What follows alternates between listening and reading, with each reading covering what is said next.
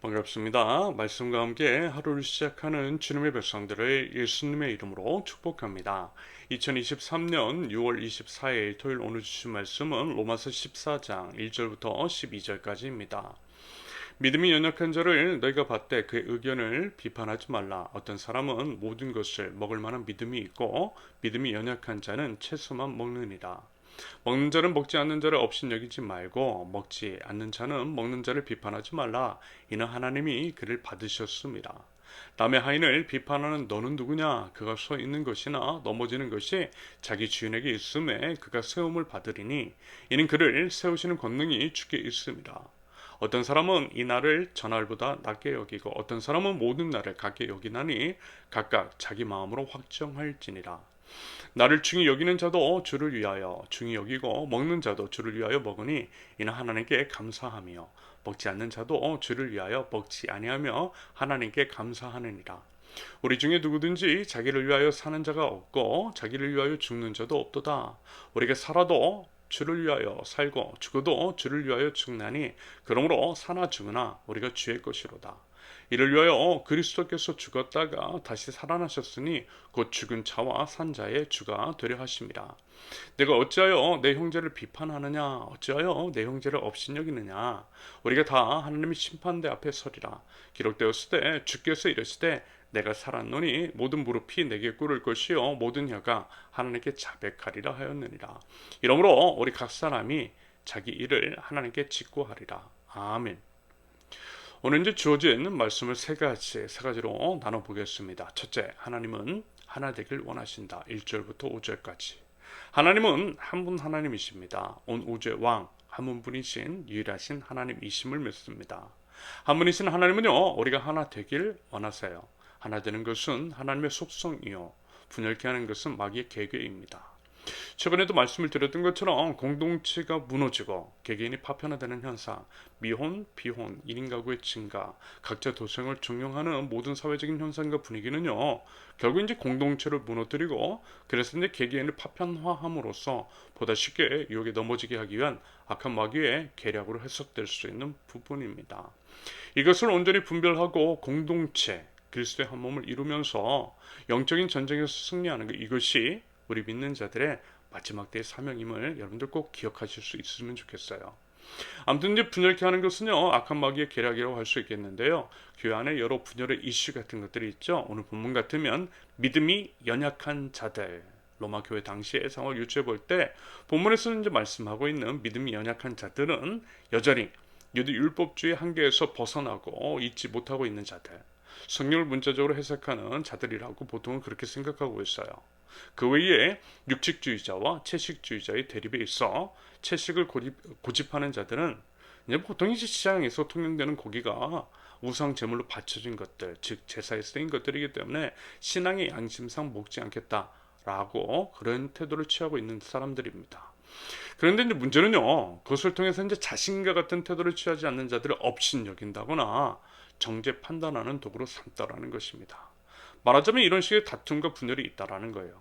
이런 것들을 현대적으로 적용해 볼 때에 교회 안에서 일어나고 있는 각양 다양한 분열, 그것의 원인이 되는 것들로 바꾸어서 생각해 보면 되겠습니다. 말하자면 그에 대한 사도 바울의 중재 혹은 권면이라 할 수 있겠죠. 여러분 말씀드렸잖아요. 하나님은 뭐라고요? 하나 되길 원하시는 분이라고 말입니다. 분열을 좋아하는 것은 사단 마귀고요. 우리가 분열할 때 개개인 공동체가 넘어지기 쉽다라고 하는 것 유념하실 수 있기를 바라요. 결코 좋은 것이 아니라는 겁니다. 그런다고 할 때 서로를 인정하고 서로를 받아들이고 포용하는 태도, 서로 소통하며 함께 하나가 되기 위한 유의미한 노력을 기울이는 것이 성도로서의 마땅한 자세라는 말씀입니다. 물론요, 분별 없이 무조건적으로 모든 사람, 모든 의견, 모든 입장을 수용하라는 것은 아닙니다. 오히려요, 교회를 무너뜨리려는 모든 시도, 즉 이단 집단 같은 자들 공격에 대해서는 단호해야만 할 것이고요. 그들을 한두 번 훈계한 후에 쫓아버리라고 말씀하고 있음을 기억하실 수 있기를 바라요. 단 해석에 있어서 이견이 되는 그런 이견이 있는 부분들이 있잖아요. 틀린 것은 아닌데 달리 해석도 할 수 있는 것들. 즉 이렇게도 해석될 수 있고 저렇게도 해석될 수 있는 것들에 대해서는 나만 옳다느니 너는 틀렸다느니 하는 취급을 하지 말자라는 것입니다. 그리고 모두가 어린 아이 시절이 있었던 것처럼 신앙에 있어서도 성장 과정이 있으니까요. 이 부분을 충분히 인정하고 너그러운 마음으로 서로를 받아들이자라는 것입니다. 이유는 왜 그렇다고요? 교회가 하나 되기 위해서. 이것이 바로 하나님의 뜻이기 때문입니다. 그러면서 이것이 중요하다라는 거죠. 둘째, 기준은 오직 하나님이시다. 6절부터 9절까지. 여러분 기준은요 하나님이세요.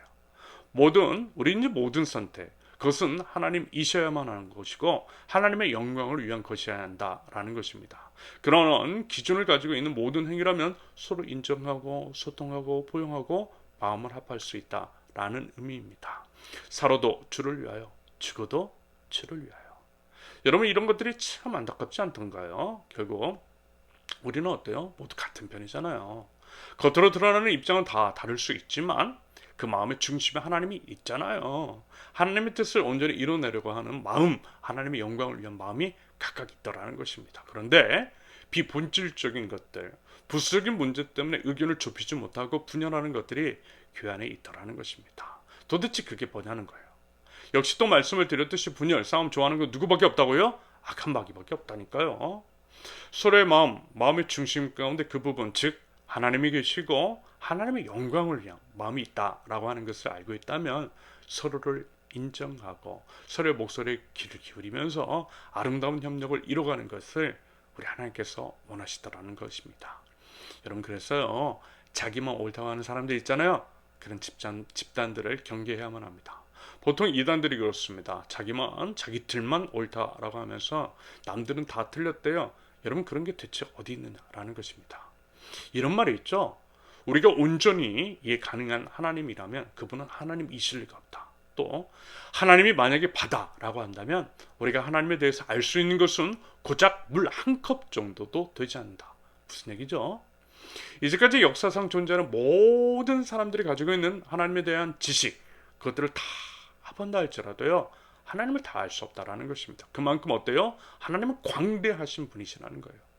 그런다고 할 때 어느 한 사람 혹은 한 집단만이 하나님에 대해서 독점할 수 없다라는 것입니다. 대신요 서로 함께 하나님을 알아가고 하나님을 알아가기 위해서 각자 자신의 경험한 하나님에 대해서 서로 나눈 것들을 인정하고 받아들이는 태도가 필요하다라는 것입니다.